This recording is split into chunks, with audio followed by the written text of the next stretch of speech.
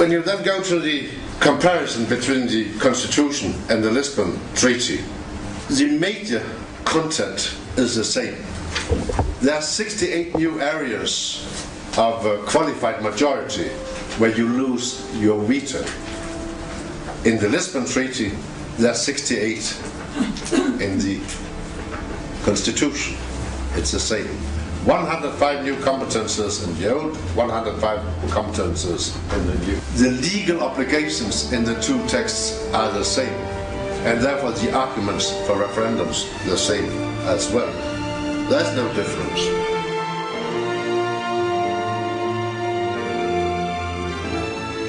The Lisbon Treaty will be subjected to democratic scrutiny of the people in Ireland alone.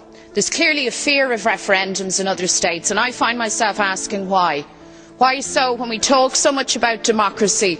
Who here fears the voice of the people? It's not a very sympathetic way the European Council have worked. In this case, they took a political decision, they made a political agreement among prime ministers that this text should not be put for referendum anywhere. Then they tried to avoid it in Ireland. They realized it was not possible because your courts in this country are still too independent. Congratulations with that. It gives powerful EU institutions a free hand to further militarise our union. Would the people of Europe support such a treaty? I believe they would not, and perhaps that's why they're not being asked.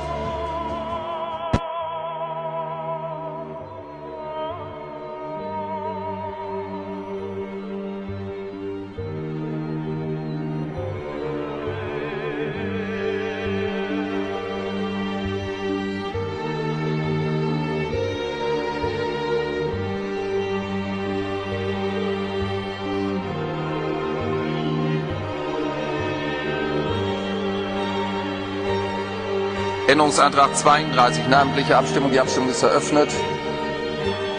Hat jeder abgestimmt? Die Abstimmung ist geschlossen. 129 dafür, 499 dagegen, abgelehnt.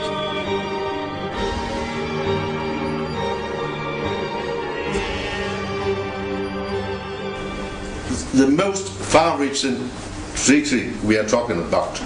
But in addition to the 68, there is what you would call ad libitum, because the prime ministers can decide on their own without asking you again to go from unanimity to qualified majority. Also in taxes, also in social security, also in the most sensitive areas, they do not need to ask you. Because this treaty is a self-amending treaty, we call it. And you should look in Article 48, Piece 6, and there you will see that the prime ministers can meet in a summit and then they can change the treaty on their own. There is no area which cannot be touched by the Lisbon Treaty. Then you should not only fear qualified majority votes in the Council, you should also fear, for instance, the court in Luxembourg. They can then use the extended areas of cooperation to make it their way. How can any of us here today who believe in democracy, peace or public services support the Lisbon Treaty? This treaty is not about reform or efficiency. It's a carte blanche for further erosion of democracy, and its self-amending clauses alone are evidence of this. What you are going to sign tomorrow is a treaty none of you have read, simply because it's not possible to read it. Because it can't be read. This is not a treaty. This is 300 pages of amendments to 3,000 other pages of treaties. And you can only read it if you take one amendment by one and then look it up in the existing treaties and insert it. We'll do that job for you, so that you will have a reader-friendly edition, but it's possible.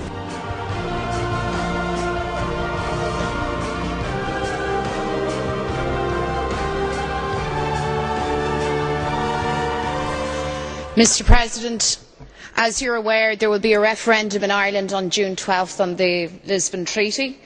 I want to raise with you a matter of very deep concern in Ireland. It has emerged through the media that the Commission and committees of this Parliament are actively colluding to suppress information, Let me quote Commission Vice President Margot Wallström, that the Commission is willing to tone down or delay messages that might be unhelpful in advance of the referendum on the Lisbon Treaty. Reports have been carried in the press of a letter that was sent to parliamentary committees urging them not to deal with sensitive political issues that might arise from Lisbon until the treaty has been ratified. I want to say to you, Mr. President, that these types of tactics are unacceptable. The Irish people should have their debate with full information.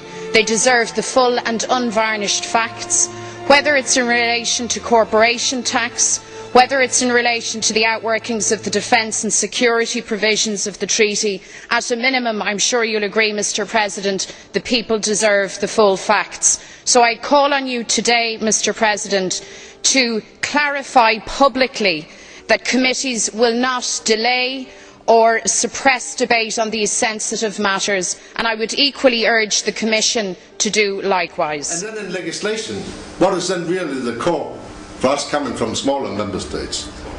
That's in those 68 new areas, plus the areas where the Prime Ministers decided on their own.